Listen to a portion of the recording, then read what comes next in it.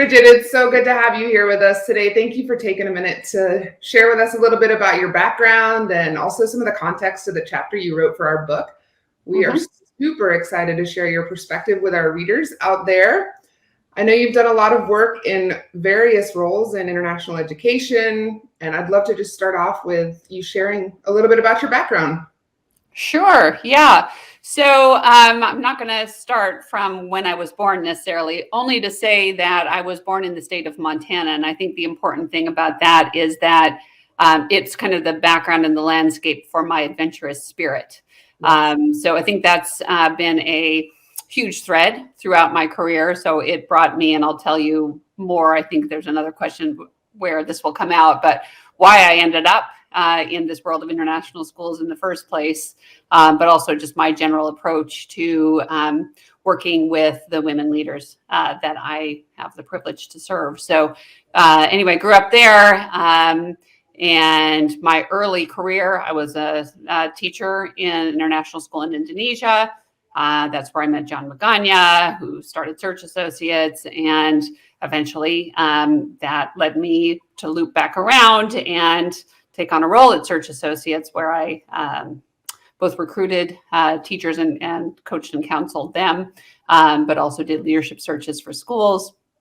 And that is where I started to see where women got caught in that process. Either they were holding themselves back or they were coming up against obstacles that were a bit challenging for women. So I started doing it as a side hustle to help coach them through the process, and then started to see there's a real niche here for me, and there's such fabulous talent with these women. I'd like to take that on more full time. So that's what led me to do the work I'm doing today at Sidecar Council.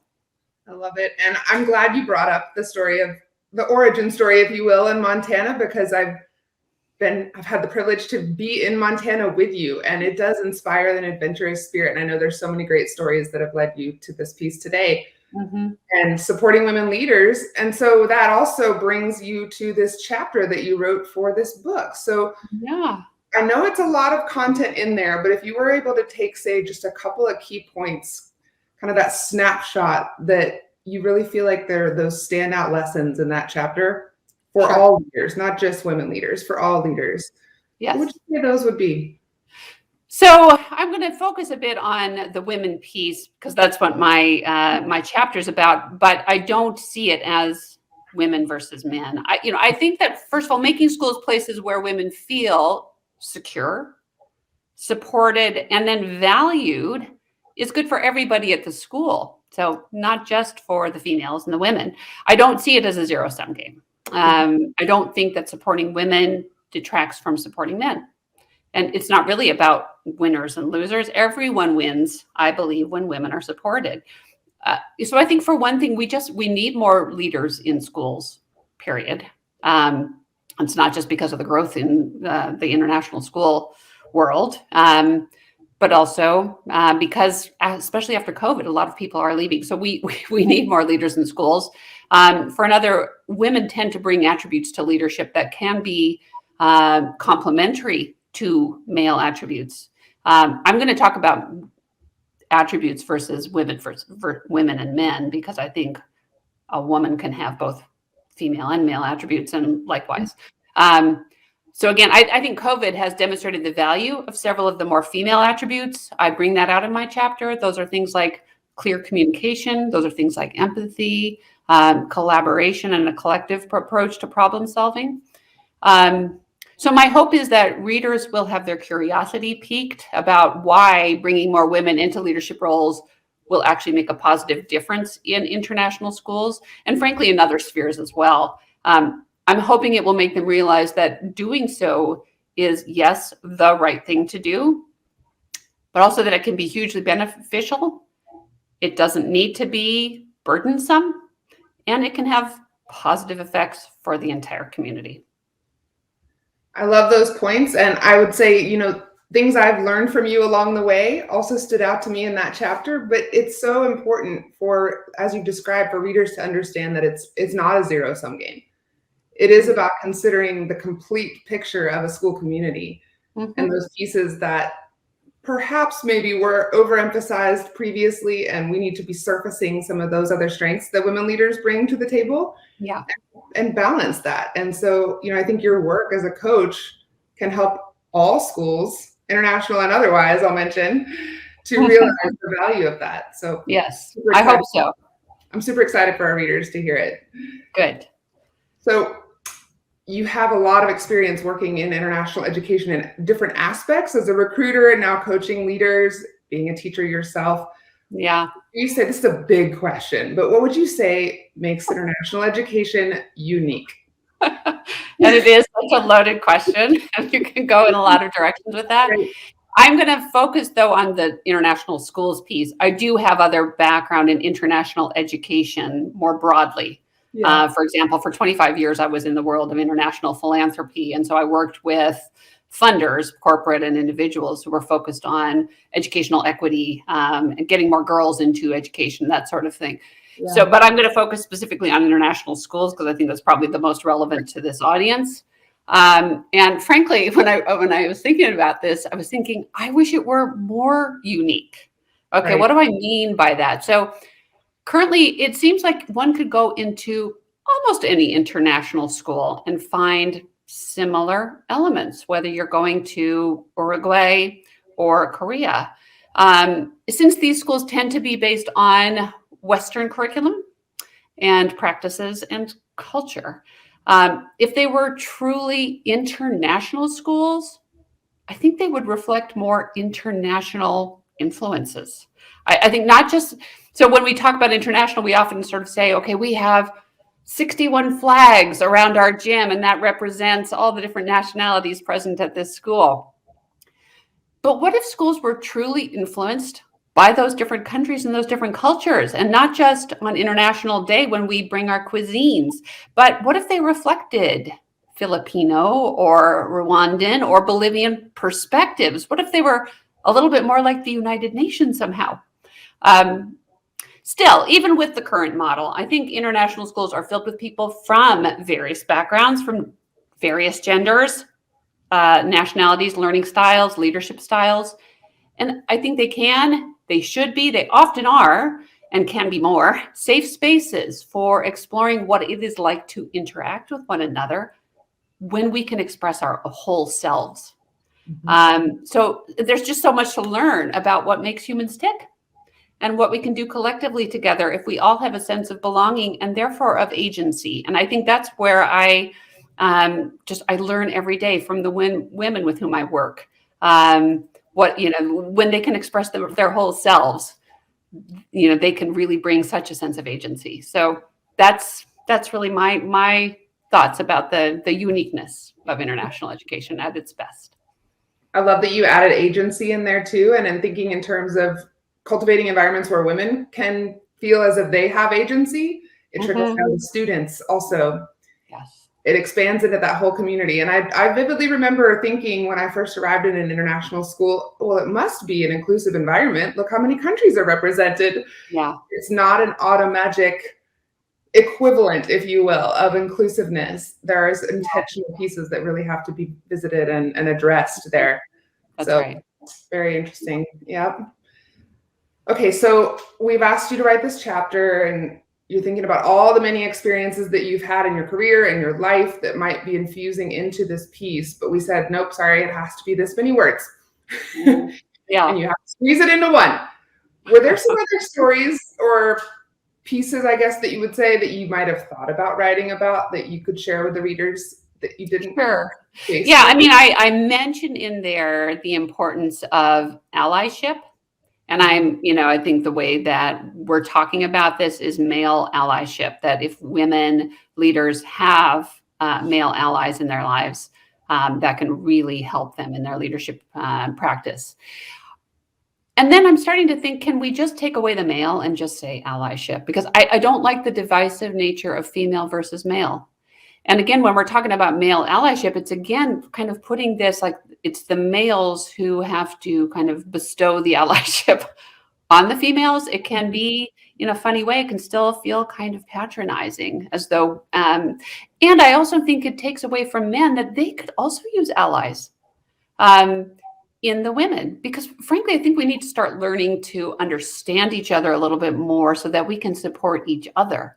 I was on a call recently where a male leader said, well, I want to be supportive, but what do I have to do? Do I have to give up my job? So a woman or, or a person of color or, someone who's, more marginalized can take this role. I don't think that's what we're looking for. I think, again, I like this idea of allyship where we can all be allies to each other. So what do I need to understand about why it's tough for you as a male leader? And likewise, what do I want you to understand about my journey as a female leader? And how can we bring out each other's best leadership strengths? How can we complement them? So I see allyship as going both ways. So I think I'll continue to promote the male allyship piece of this, but I do want to expand it because, for the reasons I stated. Yeah. Sure. It makes me think of a piece I read not long ago in beginning a hiring process for an open position where I work. And we were learning about culture add versus culture fit. And as you speak about that piece of this moving away from the idea that it has to be a zero-sum game, that one must exclude the other, it's this saying, well, let's open the table for all perspectives, all approaches, all styles, all practices. Yeah. A male does not have to leave a leadership position to create space for a woman. They just need to create space. Right. I think that's right. And I also hate to see the males sort of getting into a defensive crouch or feeling that they're being attacked. I think that can be the really negative consequence of sort of making more room for other leadership, what it looks like, what it can be like. So that's why, again, I'd rather us get into a much more curious and much more inquisitive mode. How do we support each other through this transition? So I love it. I love it. Okay, we're going to shift a little more now just to the kind of personal and life experiences you've had. You've definitely lived in a number of places, traveled quite a bit. If you say, for example, we're encountering someone who hadn't had as much international experience as you, and you think of those stories that are just, maybe they're funny, maybe they're hair-raising, maybe they're embarrassing, who knows? Maybe they're just adventurous, but what's something that stands out to you that's pretty unique to living internationally? Yeah, well, I'm actually going to sort of talk about how my maybe adventurous spirit took me off what would have been a more conventional path. And so this also has to do with my love of food. So I like it. I was in Cambridge, Massachusetts. I was studying for the LSATs. And I guess I was on a possible path to becoming a lawyer just because I wasn't letting my creative and adventurous juices fly at that point. But then a friend of mine said, hey, come and meet me. I'm at an Indonesian restaurant. And so I went to this Indonesian restaurant. And frankly, I'd never really thought about Indonesia before. I'd heard of it. But I went to this restaurant and read the menu, which was describing this country of 13,000 islands and 1,000 different languages and 30 different kinds of bananas. And I thought, wow, that sounds so great. LSATs, law, okay. So then I knew there were international schools. And I thought, oh, they've got to be international schools there and they've got to be dying for teachers. So I just very boldly wrote a letter out of the blue to the head of school of the Jakarta International School and said, never taught before. I've tutored, I've done this and that, but do you ever accept people as teachers that, just love kids, but never taught? I got a call a week later from John Magana saying, I'll be in New York next week, come and meet me. So I did, and we met, and, 6 months later, I found myself flying off to Indonesia. So, yeah, so I think that's the story of, is it hair raising? It's just kind of an unusual way to get into international schools. And I especially think about that with regard to my role at Search Associates, where people were really, really dying to get these jobs in international schools. And they had, 15 years of experience and they were credentialed and everything else. And it was a very, very tough process. And I thought, wow, I just did it on a whim. And I ended up at a school of super high caliber. I had a terrific experience with a mentor teacher. I loved teaching. met some of the best colleagues you can imagine. I'm still in touch with a lot of them. So, I think, if you're willing to be adventurous and flexible and open to whatever comes your way, international education is a fabulous will change your life, or whatever way you want to go into it. Yeah, I love it. All started because of the menu. Yeah, it did. And the rest is history. That's Amen. Great. So many fun stories like that. Yeah. So in beginning in that journey, and you've traveled quite a bit to other places as well, I'm going to ask you to give away a secret. We've asked a lot of our authors to do this. I know this is sensitive territory because we have our favorite spots that we like to go back to or would dream of going back to. Yeah. So share them. But if you sit around and think, that's that place I would go tomorrow, if somebody handed me a plane ticket. Yeah. What would it be? Well, guess what? I'm going to say I'd go back to Indonesia. Nice. And, I think the reason is, I lived there for 3 years, but it was in the early 1990s. And, quite a different place then than I think it is now. And part of that is when I was at Jakarta International School, Indonesian students couldn't attend the school. It was the government's way of kind of keeping them in Indonesian schools so that they got a sense of what it's like to be Indonesian. That has a lot to do with just that country and how it's kind of came into being. And again, it's 13,000 different islands. So how do you instill a sense of Indonesianness? So I got to know the country in a way. I traveled a lot. I really satisfied my wanderlust. On the other hand, I really didn't get to know Indonesians because there wasn't a natural way to do that because I wasn't teaching Indonesian students. And so I felt very much in an international world and an enclave, and I didn't get to know Indonesian. So I would love to go back and have an opportunity to actually get to know some Indonesians, see the country through their eyes, but also just touch base again with the wonder that one encounters in a country like that. It has so much variety geographically and linguistically and other, culturally, and it just opened my eyes to things I never had seen and never will see again. And so just to touch base with that kind of raw encountering of something so different, and just instill that sense of wonder, which too easily gets lost when we get into our 50s, frankly, but just to do that again, I would go back to Indonesia in a heartbeat. I think that whole last portion of what you just shared encompasses the beauty of travel, in all honesty. And it gives me shivers. It makes me think about that. You're absolutely right. That excitement, that wonder, that if we don't stop and create those experiences for ourselves, it's easy to just get kind of stuck in the routine of the day-to-day. Absolutely. And really jaded. So I now want to go to Indonesia. I have for many years, but it's higher on my list now. And I'll say, I'm planting a seed right here. I know you host leadership summits for women education leaders, particularly in international schools, and I think that would be a phenomenal location for Will you be on my host committee? We've got a deal if you'll be on my host committee, Lindsay. There you go.